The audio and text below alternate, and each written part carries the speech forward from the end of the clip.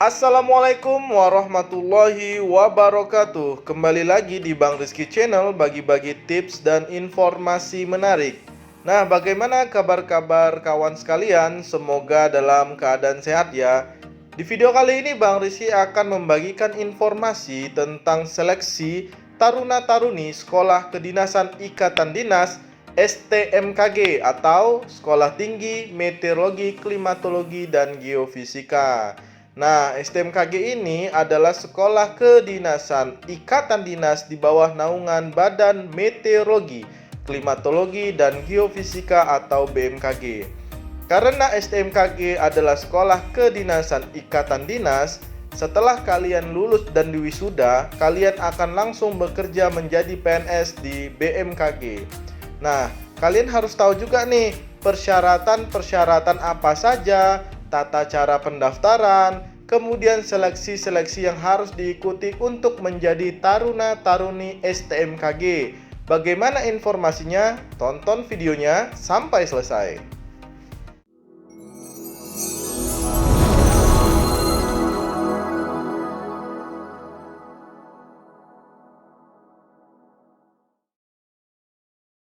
Oke guys, langkah yang pertama adalah kalian harus mengunjungi situs ptb.stmkg.ac.id untuk mengetahui tentang informasi penerimaan taruna baru STMKG tahun akademik 2022-2023. Nah, kita lihat saja ya pada menu pengumuman. Di sini ada penerimaan taruna baru STMKG tahun akademik 2022-2023. Oke, kita lihat saja.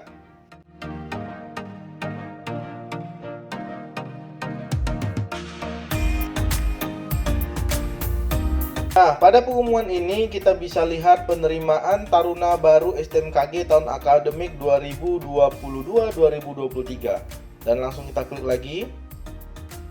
Baik, di sini sudah ada pengumumannya ya guys. Nah, di sini penerimaan taruna baru STMKG tahun akademik 2022-2023. Nah, di sini berdasarkan surat keputusan menyatakan bahwa Sekolah Tinggi Meteorologi, Klimatologi, dan Geofisika membuka penerimaan taruna baru tahun akademik 2022 dan 2023. Informasi selengkapnya, mari kita lihat surat di bawah ini. Berikut adalah pengumuman dari penerimaan taruna baru Sekolah Tinggi Meteorologi, Klimatologi, dan Geofisika atau STMKG tahun akademik 2022-2023. Nah, kita baca ya satu persatu dan Bang Rizky coba menjelaskan berdasarkan pemahaman Bang Rizky.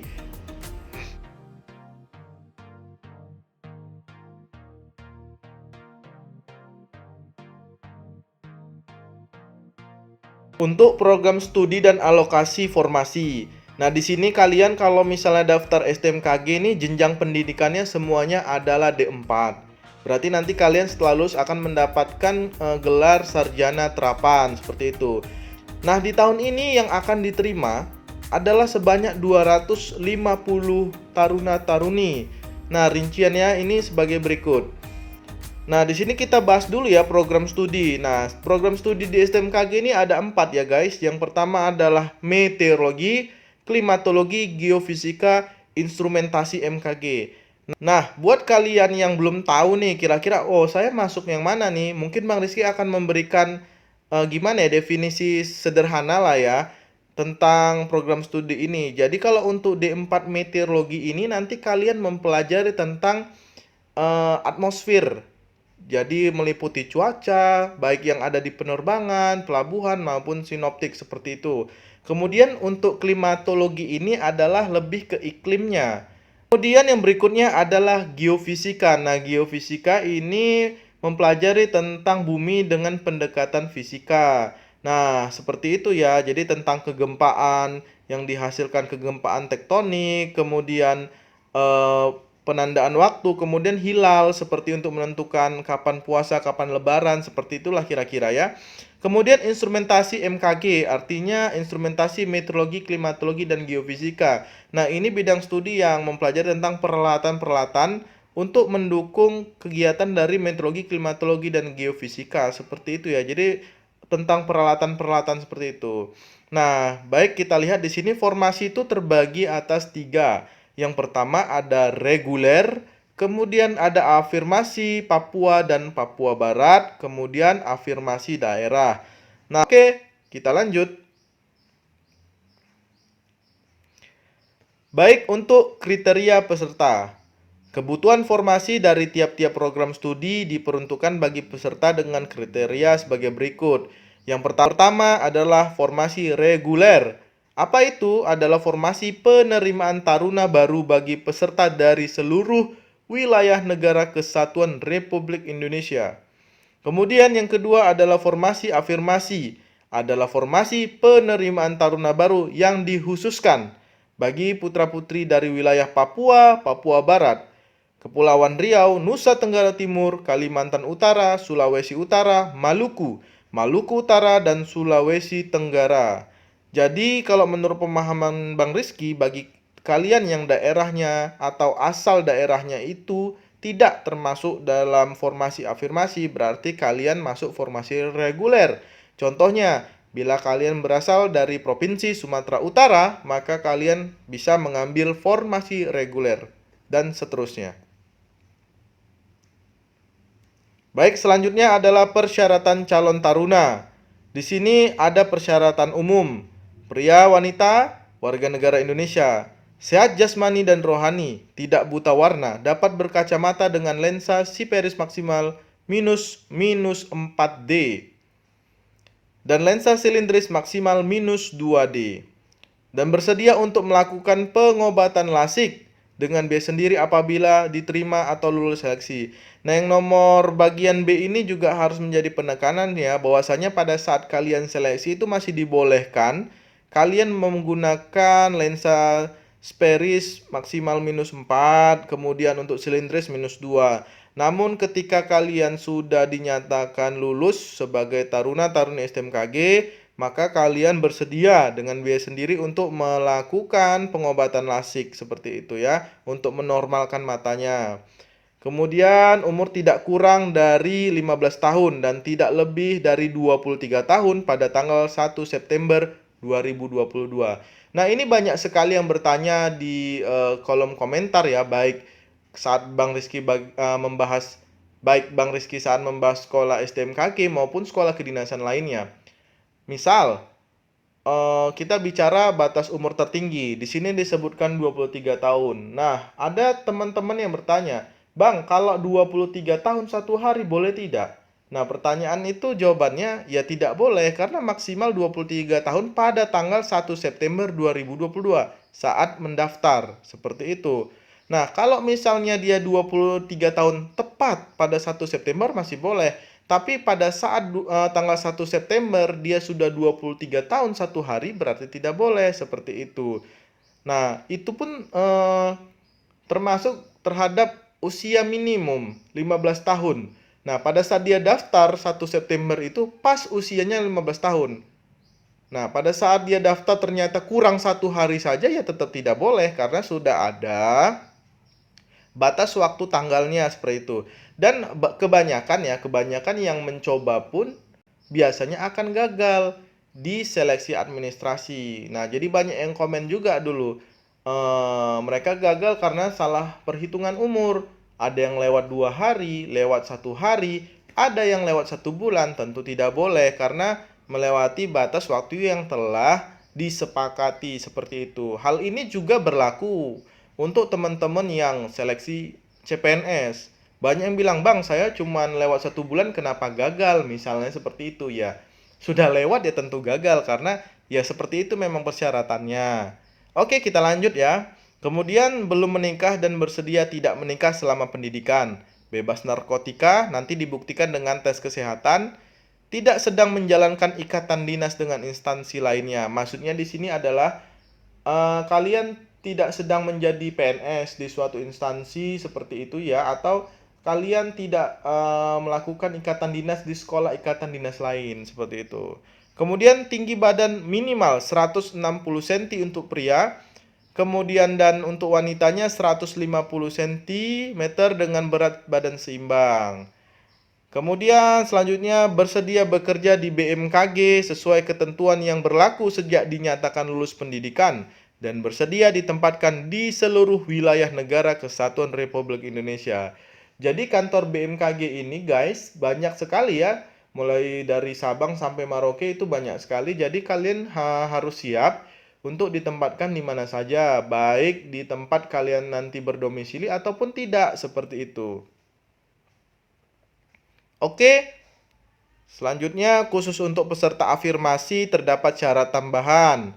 Yang pertama, akta kelahiran dan domisili sesuai identitas KTP atau KK di provinsi untuk afirmasi ya, seperti yang sudah Bang Rizky jelaskan tadi, beberapa provinsi.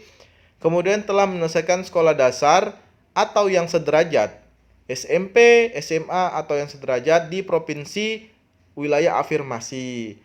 Kemudian untuk khusus peserta afirmasi orang asli Papua mendapatkan rekomendasi dari BKD atau Badan Kepegawaian Daerah atau keluarga atau anggota dari Majelis Rakyat Papua atau Papua Barat. Jadi ini hanya khusus yang orang asli Papua seperti itu ya. Berarti selain daerah tersebut tidak perlu.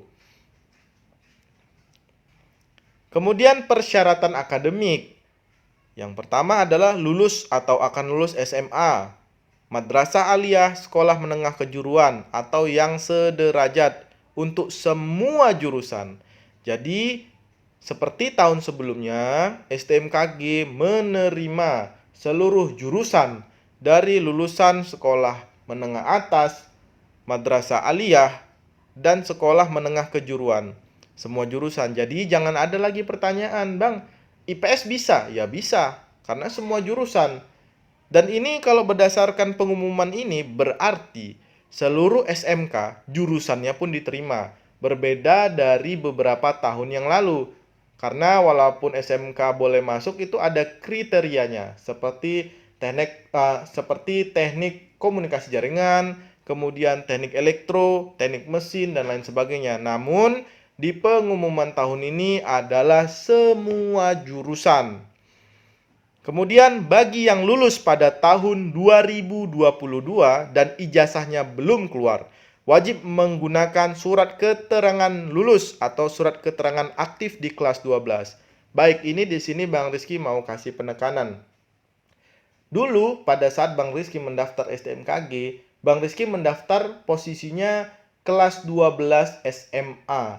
Dan Bang Rizky belum punya ijazah dong, sedangkan pendaftaran sudah dibuka dan harus melengkapi berkas administrasi. Jadi untuk pengganti ijazah ini digunakan surat keterangan lulus atau SKL dari sekolah kita masing-masing. Jadi banyak pertanyaan, Bang, saya masih kelas 12, bagaimana saya bisa daftar? Toh saya belum punya ijazah. Nah, bisa menggunakan surat keterangan lulus. Yang menggunakan ijazah itu adalah yang sudah punya ijazah SMA. Siapa itu? Adalah senior-senior kalian yang telah lulus pada tahun sebelumnya. Pengen coba STMKG, berarti dia bisa melampirkan ijazah karena sudah pegang ijazah seperti itu.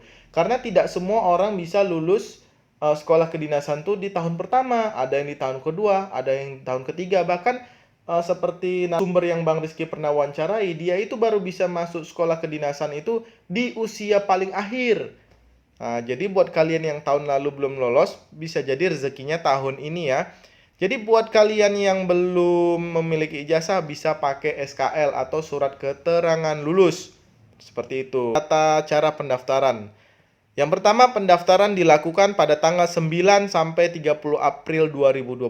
Artinya sebelum tanggal itu kalian belum bisa melakukan pendaftaran. Lewat tanggal itu juga kalian tidak bisa melakukan pendaftaran. Pendaftaran dilakukan secara online, terintegrasi melalui portal Panitia Pendaftaran Seleksi Sekolah Kedinasan dengan situs dikdin.bkn.go.id. Jadi nanti kalian masuk dulu ke Dikdin bkn.go.id. Kalian nanti akan di sana membuat akun. Bagaimana cara buat akunnya? Di situ nanti dijelaskan menggunakan video di Dikdin. Tapi kalian baru bisa membuat akun itu pada tanggal 9 sampai dengan 30 April. Jadi semakin cepat semakin baik kalian membuat akunnya. Dan kalian harus mencari waktu-waktu yang pas nih. Biasanya karena terlalu banyak yang melakukan pembuatan user, biasanya agak lambat, hanya agak lambat saja ya. Dan pastikan koneksi internet kalian stabil.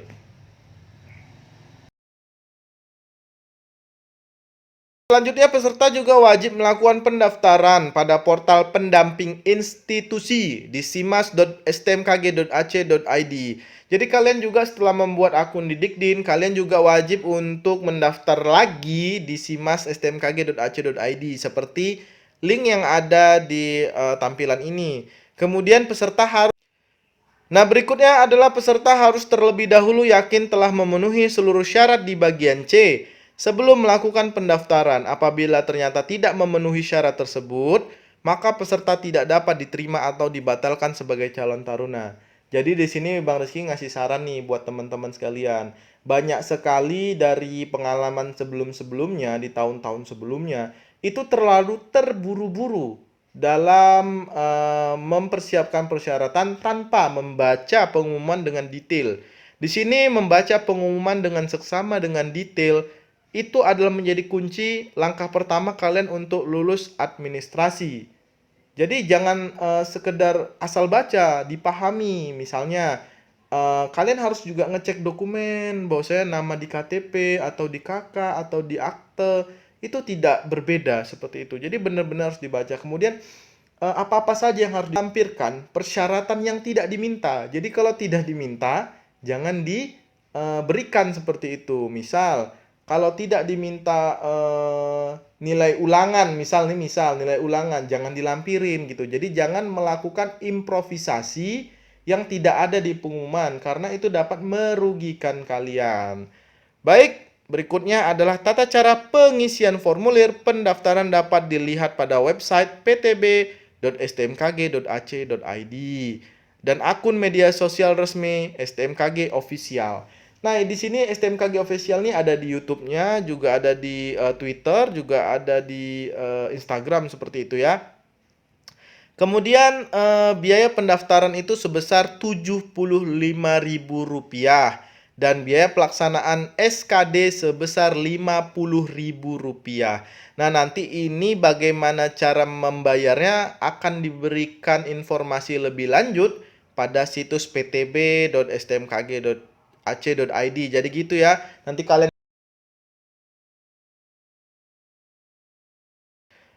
Baik, ini adalah bisa dibilang jadwal ya, jadwal pendaftaran di mana untuk pendaftaran di laman penerimaan seleksi kedinasan di Dikdin dan di portal pendamping itu dijadwalkan tanggal 9 sampai dengan 30 April. Jadi sebelum tanggal itu kalian tidak bisa mendaftar dan lewat tanggal itu kalian juga tidak bisa mendaftar. Nah, jenis seleksinya ini ada 3 nih STMKG. Yang pertama adalah seleksi kompetensi dasar. Nah, apa aja Bang yang diujikan pada SKD? Yang diujikan adalah sama seperti yang diujikan pada CPNS pada umumnya. Loh, kenapa sama Bang? Kan kami masuk sekolah kedinasan bukan masuk PNS. Justru itu, sekolah kedinasan ikatan dinas yang nantinya ketika kalian diwisuda langsung menjadi PNS, maka kalian juga harus melewati ujian SKD yang seperti PNS, seperti itu. Apa saja yang diujikan? Sama, ada namanya TWK, kemudian ada TIU, dan ada TKP, seperti itu ya. Lebih kurang jumlah soalnya sih sepertinya harusnya sih sama gitu ya. Kalau tahun lalu penerimaan CPNS itu jumlah soalnya adalah 110 dan masing-masing juga punya passing grade, setahu Bang Rizky ya. Nah, biasanya passing grade ini nanti akan diinformasikan lebih lanjut. Kemudian yang kedua adalah seleksi kompetensi bidang atau SKB. Ini ada mata pelajaran fisika, matematika, dan bahasa Inggris. Untuk setiap sekolah kedinasan nih SKB-nya tuh beda-beda ya. Jadi tidak bisa disamakan. Misalnya Poltekip punya SKB sendiri, perhubungan sendiri, STMKG sendiri. Nah, jadi kalian harus mempelajari nih fisika, matematika, dan bahasa Inggris seperti itu. Kemudian yang terakhir adalah tes kesehatan, tes kebugaran, dan wawancara. Nah, untuk tes kesehatan, tes kebugaran, dan wawancara sendiri, kalian bisa scroll video Bang Rizky yang membahas ini. Jadi jenis-jenis seleksi ini udah Bang Rizky bahas sebelumnya, bagaimana tata caranya, apa saja sih yang harus kita pelajari, kemudian bagaimana tips agar kita tuh mendapat skor tertinggi dari setiap seleksi yang ada. Kalian bisa tonton video Bang Rizky ini ada dua. Nah, di sini kalian bisa detail ya, melihat detail bagaimana seleksi tersebut berjalan. Setidaknya ini gambaran untuk kalian karena memang setiap tahun ada sedikit perubahan, tapi setidaknya kalian sudah punya gambaran tentang jenis seleksi. Baik, ketentuan lain adalah tidak diadakan surat menyurat antara calon taruna dengan panitia PTB STMKG 2022. Nah, tidak ada surat menyurat di sini mengenai penyelenggaraan. Nah, kalian tuh bisa tanya nih melalui helpdesk live chatnya itu di kanan bawah di PTB STMKG. Tapi di jam kerja ya, jam 8 sampai jam 4 sore. Di luar itu ya kalian harus sabar. Biasa ditanggepinnya besoknya seperti itu. Kemudian hasil seleksi akan diumumkan melalui laman website STMKG. Biaya pendaftaran yang sudah disetorkan tidak dapat ditarik kembali untuk alasan apapun. Keputusan panitia PTB STMKG pada setiap tahapan bersifat final dan tidak dapat diganggu gugat. Nah, jadi nanti kalian pun jangan takut ya. Jadi seleksi itu transparan sekali. Bahkan nanti kalian seleksi nih, seperti SKD, itu live. Jadi bisa ditonton di YouTube ya. Pada saat pandemi kemarin tuh kita nonton skor-skor orang yang SKD itu live. Bisa kita tonton di YouTube.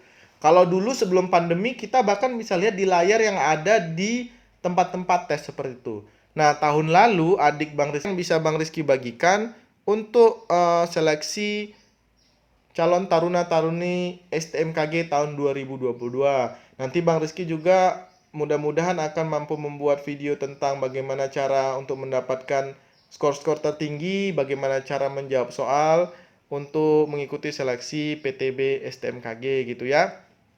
Terima kasih buat kalian yang telah menonton sampai akhir. Mudah-mudahan kalian bisa lolos menjadi taruna-taruni STMKG tahun 2022. Nah, jangan lupa nih untuk like, comment, share, dan subscribe YouTube Bang Rizky agar Bang Rizky makin semangat untuk buat video-video berikutnya. Terima kasih. Wassalamualaikum warahmatullahi wabarakatuh.